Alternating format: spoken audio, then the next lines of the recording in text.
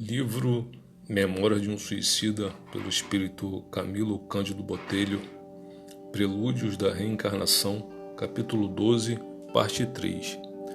A um ângulo do salão, destacamos uma como tribuna talhada em meia-lua. Uma senhora de idade indefinível ergueu-se imediatamente ao avistar-nos e, deixando aflorar nos lábios bondosos sorriso, saudava-nos com esta fórmula singular, enquanto caminhava em nossa direção, estendendo gentilmente a destra.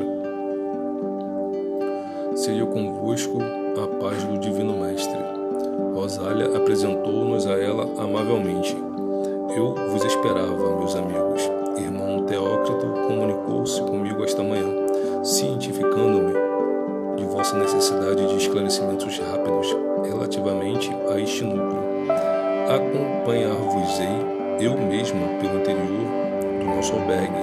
Este recolhimento que a todos vós receberá um dia, pois ninguém há internado nessa colônia que deixe de passar sobre seus umbrais. Era uma religiosa, seu hábito nível, como esbatido por fosforescência de ouro pálido, que se diriam provindas da luz que se projetava sobre o aprazível recinto. Era muito bela, assemelhando-se à túnica de uma virgem lendária glorificada por poema sacro arrebatador. Não cogitei saber a que congregação religiosa pertenceria, quando na terra, essa dama encantadora que agora no mundo espiritual nos surpreendia como funcionária de uma colônia auxiliar para a correção de suicidas, colaborando ao lado de ilustres iniciados das doutrinas secretas nos serviços da vinha do Senhor. Sei, porém, que, honrando certamente o hábito humilde ao desempenho de tarefas terrenas nobilitantes, eu havia agora sublimá-lo no além, no seio de congregação fraterna e modelar, onde merecia dirigir uma das mais importantes sessões, tal como a sessão do recolhimento, como fiel iniciada cristã que era.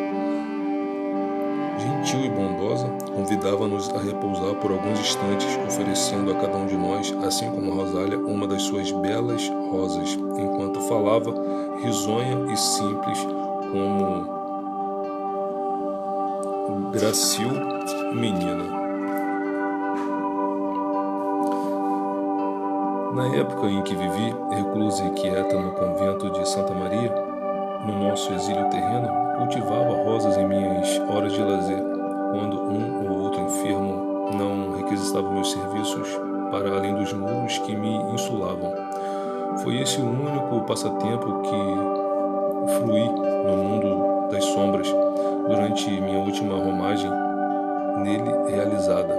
Eu falava às rosas como às outras demais flores, entendia-as, educava-as, criava-as, como se fizesse a seres pensantes muito queridos. Divertia-me com elas, e com elas confidenciava, depositando em suas corolas perfumosas as lágrimas que os infortúnios oriundos das desilusões e das saudades ternas me extraíam do coração.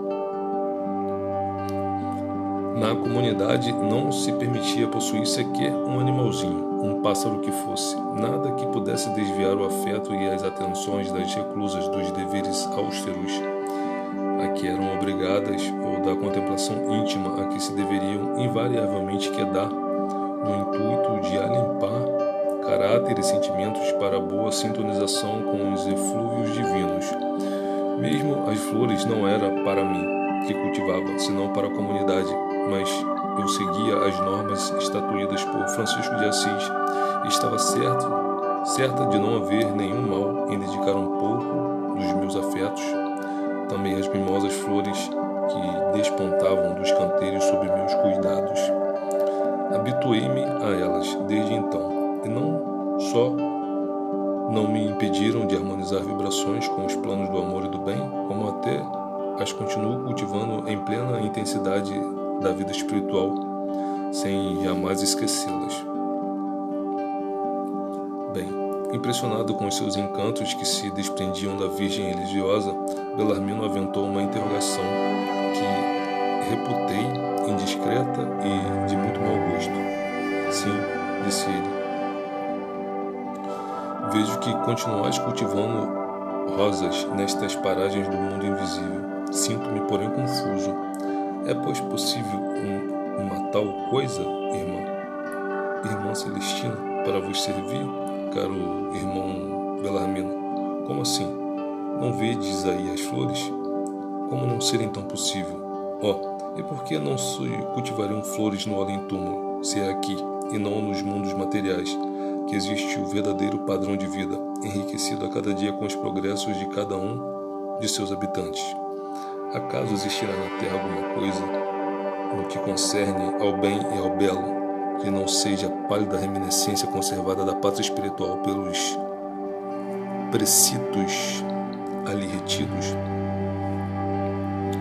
O fluido da vida que faz germinar as flores e plantas terrenas, perfumando-as, alindando-as, encantando-as, não é porventura o mesmo que fecunda e anima a quintessência de suas derivações, das quais nos utilizamos nessas regiões?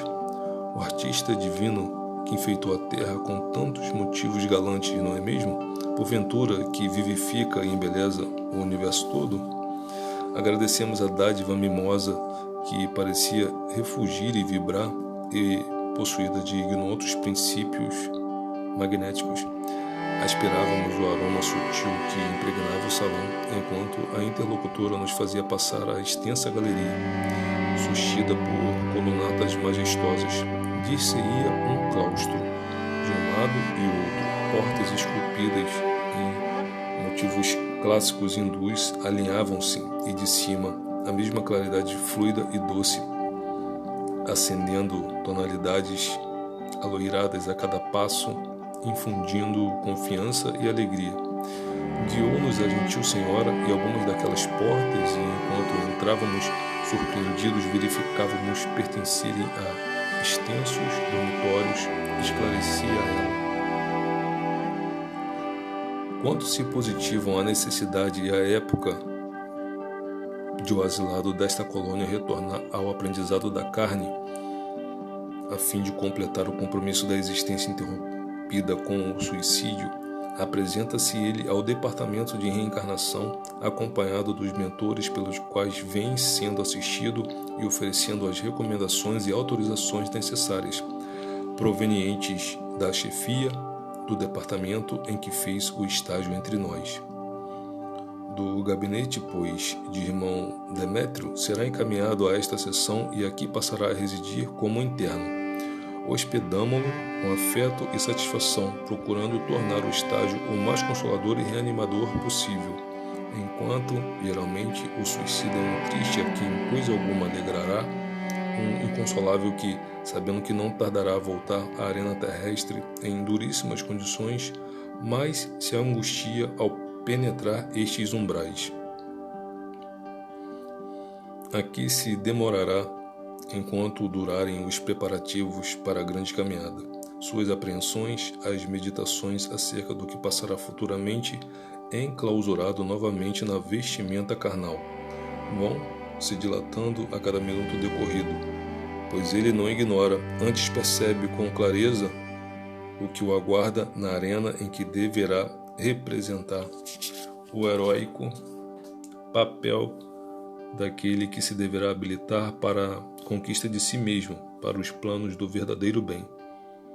Tal estado de ansiedade, agravando-se à proporção que se vão formando os preparativos, torna-se verdadeiramente angustioso, provocando lágrimas frequentes de seus corações dilacerados pelo arrependimento, pelo temor, pelas saudades, pois desde o dia que um pretendente à reencarnação transpõe os umbrais do recolhimento, despede-se da colônia ou do instituto, dos mestres que o instruíram, dos companheiros e amigos que ali adquiriu, só os reencontrando mais tarde, ao findar o exílio. É bem verdade que, uma vez reencarnado, não estará destes separado, tal como à primeira vista se poderia supor. Ao contrário, continuará alvo das atenções de quantos por ele zelarem durante a internação na colônia, porquanto a permanência no plano físico não diminuirá o dever destes para com ele, nem estará por isso desligado dela. Poderá mesmo continuar a ser recebido aqui, aconselhado, instruído, confortado por seus antigos mentores, graças ao som do corpo físico, que lhe facultará relativa liberdade para tanto e o fará necessariamente, pois não se desligou ainda da nossa tutela, está da mesma forma internado em nosso instituto, porque a reencarnação a que se submete não é senão um dos recursos com que contamos para o trabalho de educação que se torna necessário para sua recuperação ao plano normal da marcha gloriosa para o progresso. Mas eles sabem que, uma vez de posse do pesado fardo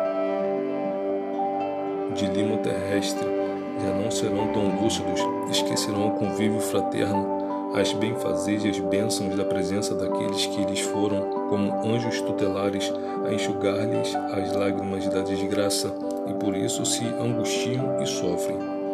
Eu e meus auxiliares velaremos por eles aqui, no recolhimento, ajudando-os à readaptação às coisas da terra, despertando-lhes o gosto pela existência no seio generoso do planeta tão bem dotado pela sabedoria do Todo Misericordioso, e que só os desvarios do homem tornaram inclemente e ingrato.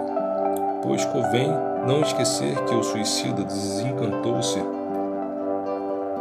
da permanência na sociedade terrena. Ele a detesta e quisera afinar-se com outra que lhe falasse melhor os anseios íntimos. Muitos, apavorados com as perspectivas das expiações que só passam a conhecer minuciosamente depois que aqui são internados, arrependem-se no intuito que traziam e, acovardados, pedem para dilatar um pouco mais a época do renascimento, no que são atendidos. Em lágrimas, são reconduzidos então ao local de onde vieram e entregues a seus tutores locais, lá ficando sem outros progressos até que se decidam ao único recurso que lhes conferirá com efeito possibilidade de dias melhores, a reencarnação.